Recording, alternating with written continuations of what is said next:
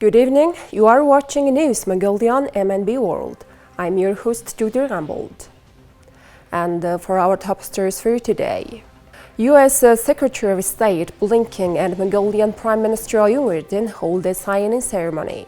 ICAPP Youth and Women's Wings convened in Mongolia. Danshig Naadam Khuree Tsam 2023 Religious and Cultural Festival held. For the news, stay tuned.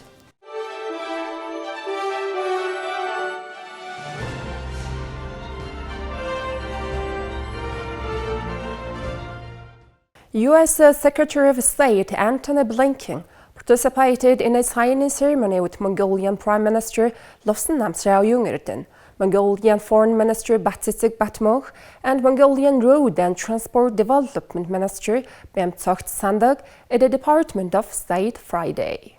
It's a great pleasure, Minister, to receive you here. The United States and Mongolia are very close third neighbors. We have a shared commitment to democracy, we have a shared vision for a free and open Indo-Pacific, and a shared commitment to deepen and strengthen even more the partnership between our countries, and that's going to be evidenced very shortly by the signing of an Open Skies Agreement between us, which will facilitate even more people-to-people exchanges, having more visitors, having more tourists, more students, more business leaders go back and forth.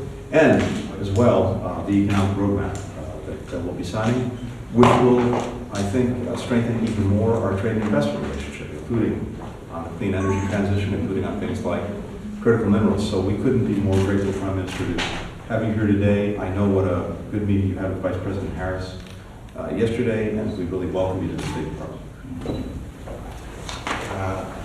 Thank you for welcoming me and my delegations. We truly enjoyed our official trip. It's very historical days still coming up, so thank you for taking time. So I really enjoyed having to meet Vice President. It was very constructive and the frank discussions. I will talk more about political relations today with you. So of course, thank you for taking time. Thank you. The event highlights Mongolian Prime Minister L.Oyun-Erdene's visit to Washington in a push for a greater relationship between the United States and Mongolia. The visit marks the Biden-Harris administration's effort to solidify U.S. partnerships in the Indo-Pacific and highlights the expansion of trade and investment partnership with the third neighbor to the U.S. The White House says the Prime Minister's visit celebrates the strategic third neighbor partnership between the United States and Mongolia. The Biden administration says U.S. and Mongolia support advancing the relationship since the 2019 declaration of the two countries' strategic partnership, which has provided a firm foundation to promote and strengthen bilateral relations. In a statement, the White House says the ties between our two countries are at their strongest point yet and have developed on the basis of shared principles, respect for good governance, sovereignty, the rule of law, and human rights, as well as Mongolia's third neighbor policy. L.Oyun-Erdene met with Vice President Kamala Harris last week Wednesday for discussions focused on Russia, China, and economic development. The administration says it applauded Mongolia's efforts to expand relations in the region and around the world, contributing to international stability and prosperity and security among the citizens. Representatives from 28 political parties from across 21 countries attend the International Conference of Asian Political Parties. During the conference, the Minister of Digital Development, Ochul, was elected as the chairperson of the ICAPP Youth Wing, and the Minister of Culture, Namung, was elected as the chairperson of the ICAPP Women's Wing. The 6th meeting of the ICAPP Youth Wing and the 7th meeting of the ICAPP's Women's Wing of the International Conference of Asian Political Parties took place in Ulaanbaatar from August 4th to 7th. These pivotal meetings were previously postponed twice due to the ongoing COVID-19 pandemic. The sixth meeting of the ICAPP Youth Wing was held under the theme Youth Participation in Social Dialogue for Social and Economic Progress after the pandemic, while the theme of the seventh meeting of the ICAPP Women's Wing was supporting women's leadership for making the post-pandemic revival gender-sensitive. Representatives of 28 political parties from 21 countries participated in the meeting. Representatives from Asian countries such as Russia, China, South Korea, Turkey, Vietnam, Laos, Indonesia, Philippines, Pakistan, Malaysia, Iraq, Georgia, Myanmar, Nepal, Sri Lanka, Thailand, and Bangladesh, and political parties representatives from Ghana, from Africa, and Spain from Europe attended to take part in the meeting. At the opening ceremony, L.Oyun-Erdene, Minister of Mongolia, Chief Cabinet Secretary, and Secretary General of the Mongolian People's Party, and Chung Eui-yong, Chairman of the ICAPP Standing Committee, and the former Minister of Foreign Affairs of the Republic of Korea made remarks. Today at this conference we have representatives from 28 political parties across Asia and guests from Socialist International. The ICAPP has effectively fostered mutual understanding among our countries and people by convening leaders of political parties. This gathering here in Mongolia holds special significance as it addresses Asia's common opportunities and challenges in a post-pandemic world. We aim to explore prospects for solutions for open dialogue and fruitful cooperation.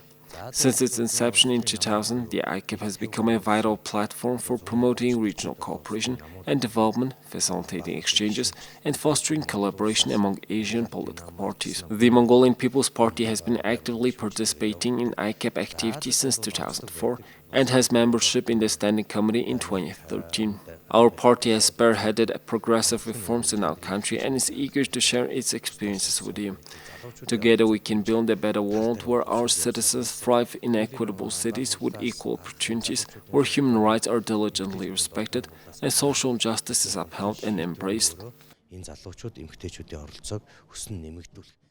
Well, we have been waiting for 4 years to come to Mongolia to convene these two very important meetings of the ICAPP. Where Mongolia has demonstrated its huge potential in taking advantage of the roles played by youth and women in the course of huge, tremendous transformation for political democratization and economic reforms during the last 3 decades. The main objective of the ICAPP is to promote dialogue, promote cooperation among political parties of diverse political spectrum. The ICAPP is represented by political parties both in government and also in opposition. So it is a very good political platform, a very strong political force to bring all the political parties of different ideologies together to. During the meetings, Ochil, Minister of Digital Development and Communications and President of the Social Democratic Youth, was elected as the chairperson of the ICAPP Youth Wing, whereas Namu, Minister of Culture and Vice President of Social Democratic Women, was elected as the chairperson of the ICAPP Women's Wing. Over 350 political parties with representatives from 52 nations have gathered at the ICAPP meeting. Democracy is strengthened by political parties' representation of voters in the domain of public policy and decision-making. As political parties mature, government policy decisions tend to become wiser and more attuned to the interests of the community. Consequently, our party has actively championed the political party law to foster stronger and more transparent political dynamics. Seizing a unique opportunity, we lead a young group and host an Asian political party conference in Mongolia, aiming to attract investments and instigate positive transformations in our economy through this platform. The political party stands as a pivotal platform for creating opportunities in the realm of regional cooperation. Our endeavors also encompass promoting Mongolia's innovations on the international stage.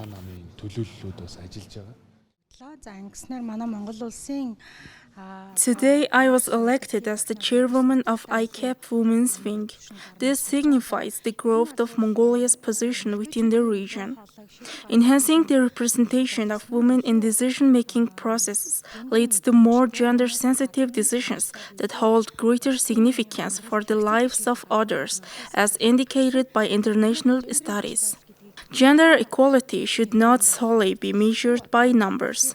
A higher representation of women in decision-making roles, fostering inclusivity and offering equal opportunities will pave the way for a more equitable society in the future. A notable example of this is evident in the response to the COVID-19 pandemic, where 13 countries were led by women at the forefront of decision-making. These countries implemented rational decisions that prioritized the well-being of their citizens and emphasized human development alongside economic considerations. With increased female leadership in decision-making, decisions can be made with greater compassion, efficiency, and responsiveness. Well, it's an important conference because Mongolia is the host, and Mongolia is in the heart of Asia. Mongolia is a bridge between the East and the West. And Mongolia itself has made a very successful transition in democracy from a one-party dictatorship to a multi-party democracy. And we are seeing today in Mongolia a major generational transition also. And they also made a transition from a centralized planned economy to a free market economy. So for a host of reasons, Mongolia is the very appropriate host for ICAPP, which is the most important organization of political parties of Asia. And we are looking forward to this conference. And the results are very positive because now Mongolia has taken leadership of two of the most important wings of ICAPP, the youth wing and the women's wing. So we have been very impressed by Mr. L.Oyun-Erdene, who is the Minister for Digital Development and Communications. I jokingly told him he's a rising star of Mongolian politics. He's a young man. This is his second tenure, and I think he has a very bright future ahead. And he's a very dynamic person and a very professional person. So I feel that with him as president of the youth wing, it will make a difference because he has that initiative, he has that drive, and he has that imagination to take it forward. So I feel that he is the right person for the right job in ICAPP. Danshig, Speaker of Parliament, closed the meeting. Representatives of Asian political parties visited Danshig Naadam on Sunday and got acquainted with the Mongolian culture and traditions. The Ulaanbaatar Governor's Office hosted the Religious and Culture Festival, Danshig Naadam Khuree Tsam 2023, in a collaboration with the Ulaanbaatar Tourism Department and the Gandandikchlam Monastery on August 5th and 6th at Huidalan. Danshig Naadam is a one-of-a-kind celebration of Mongolian culture, religious customs, and heritage, playing a crucial role in boosting tourism and attracting local and foreign visitors. The annual event is traditionally held on the first weekend of August. During the festivities, monks partake in knowledge competitions and bowling sculpture contests. Religious and cultural activities were organized, including the Danshig procession, a Churwan ritual, and the mesmerizing Tsam performance, a religious masquerade dance. Other thrilling events included wrestling, horse racing, ankle bone shooting, a dimbe competition, an equestrian performance, and archery contests. An exhibition of small and medium-sized enterprises made it truly enriching experience for local and foreign visitors. The origins of Danshig Naadam can be traced back to 1639, when Undurgigen Zanwazar was recognized as the first Gyaptsandam Hotucht, the Buddhist leader of Mongolia. The festival has grown into a significant religious and cultural event. The Tsam performance lies at the heart of the festival, an integral dance representing the 5 precepts of Buddhism. With its vibrant and diverse program, Danshig Naadam continues to attract an increasing number of foreign visitors eager to witness and participate in the celebration of Mongolian traditions and heritage. Well, that's all for today. Thank you for staying tuned. We'll see you next time with more news and updates. Have a great day ahead.